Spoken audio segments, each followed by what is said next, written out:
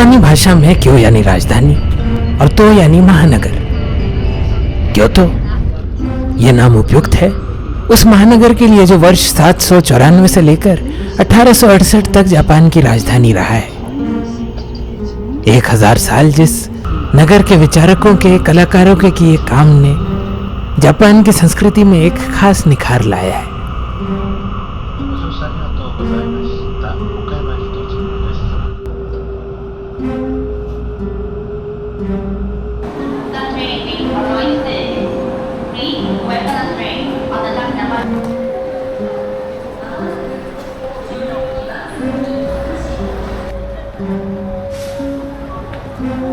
Kyoto के इस आधुनिक परिवेश के बीच मौजूद हैं 2000 से ज्यादा ऐतिहासिक इमारतें और स्थल।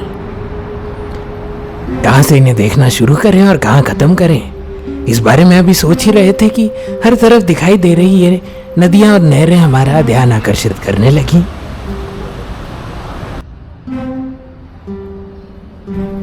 और पता ही नहीं चला कि कब इनके किनारे चलते चलते हम शहर के पूर्वी छोर पर मौजूद हिगाशियामा पर्वत श्रृंखला की ढलानों पर स्थित नानजेंजी पहुंच गए।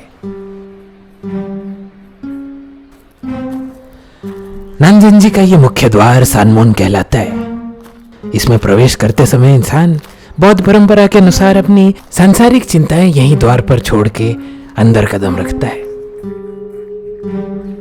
इसके आगे का मार्गदर्शन मुक्ति और शून्यता की ओर है।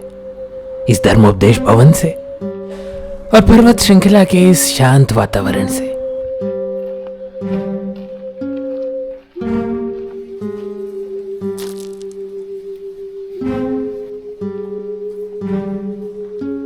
नानजेंजी सुरेकाकु परिसर में ही मौजूद एक पुल है, लेकिन कोई आम पुल नहीं, ऐसा पुल जिस पर पानी बहता है और इस पानी के उद्गम तक जाता रास्ता इस जैसे ही 19वीं सदी में बने कई और इंजीनियरिंग अजूबों तक ले जाता है। सोचना क्या था, हम चल दिए।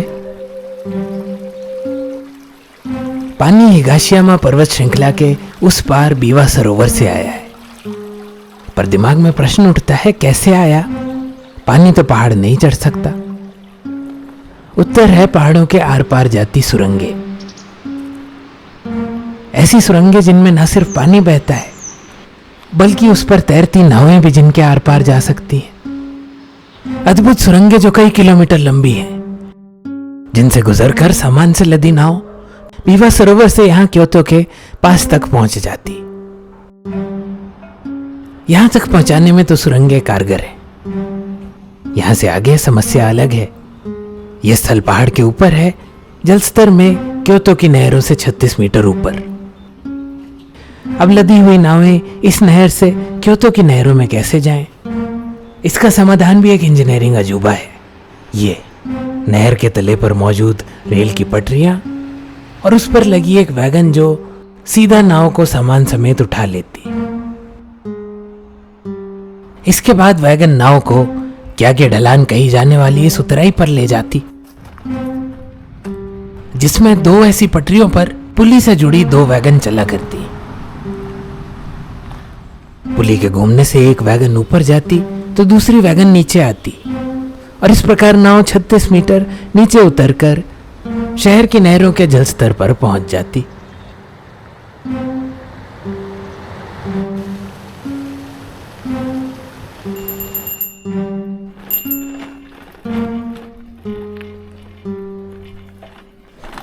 क्योतो की कई नहरों में से एक ये भी है, सड़क के बीच में बहती। लेकिन यह सड़क कोई मामूली सड़क नहीं, इसका नाम तेत्सुगाको नो मिची है, यानी दार्शनिकों का, फिलोसोफर्स का रास्ता। ऐसा इसलिए क्योंकि एक तो इस रास्ते पर क्योतो के कई मुख्य मंदिर स्थित हैं और दूसरा क्योंकि कई जैन दार्शनिकों ने इसी रास्ते पर कदम भरते अपने विचारों को विकसित किया था।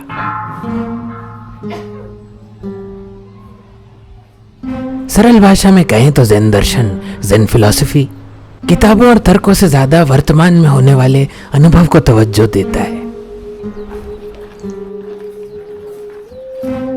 और क्योंकि वातावरण अनुभव का एक बड़ा हिस्सा है, इसीलिए उसे सरल, प्राकृतिक और विचारोत्तेजक बनाने की बात भी कहता है।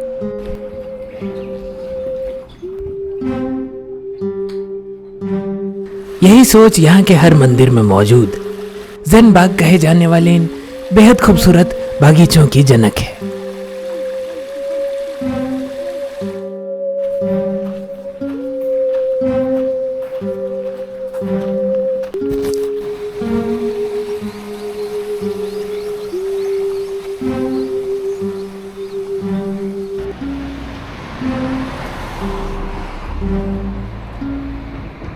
अराशियामा आज से कई सदी पहले क्योतो के प्रभावशाली नागरिकों के लिए छुट्टियां मनाने की जगह हुआ करता था। यानी वो लोग जो पहले ही सुंदर बागों बागानों में रहा करते, वो भी यहां आकर प्रकृति के एक कदम और पास आते। और तब से लेकर आज तक अराशियामा का ये बांस का जंगल हर यहां आने वाले का पसंदीदा रहा है।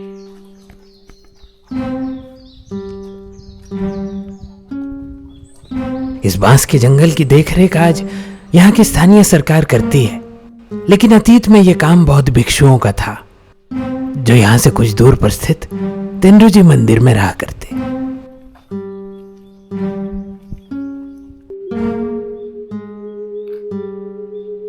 तेनरुजी मंदिर 14वीं सदी में स्थापित हुआ था और उस काल में यहाँ का प्रथम भिक्षु मुसो सोसेकी एक कलाकार था।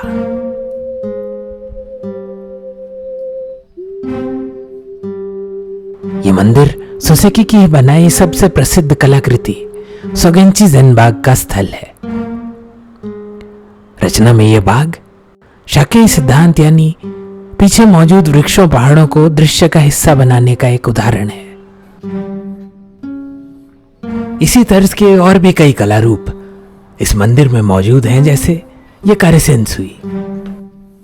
ये भी ज़ेन बाग है, लेकिन यहां माध्यम है केवल पत्थर और उस पर उगने वाली काई, जैसे फुजी पर्वत को दर्शाता गिनकाकुजी कारेसेंसुई, या पहाड़ों से बहती नदी का दृश्य डाइसेनिन कारेसेंसुई, या फिर एकदम अमूर्त जैसे योनजी कारेसेंसुई।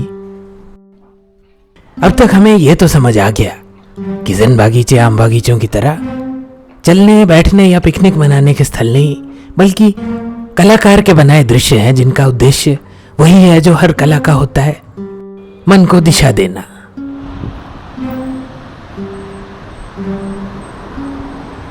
तोगुत्सुकियो पुल और पीछे अराशियामा के पहाड़, ये विवरण इस दृश्य का तो है ही, 17वीं सदी में होकुसाई की बनाई इस विख्यात चित्रकला का भी है। तोगुत्सुकियो यानी वो पुल जिसे चांद पार करता है। इसके पीछे एक मजेदार कहानी है। 13वीं सदी में जब ये पुल छोटा और लकड़ी का हुआ करता था, तब एक राजा ने इसे रात में पार करते समय नीचे नदी में चांद के प्रतिबिंब को जैसे अपने साथ चलते देखा, और यहीं से आया ये नाम तोगुत्सुकियो। तब ये पुल इस तरफ क्योतो से अराशियामा के पहाड़ों में जाने का मुख्य जरिया हुआ करता था।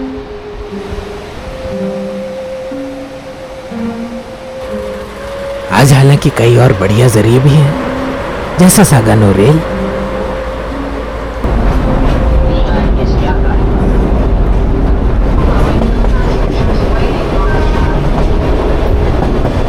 वापस देखें तो हमारा क्योतो का सफर भी इस इटलाती ट्रेन की तरह ही हमें मशीनों से लेकर विचारों तक और बागीचों से लेकर कलाकारों तक ले गया। पर अब चलती का नाम तो गाड़ी है,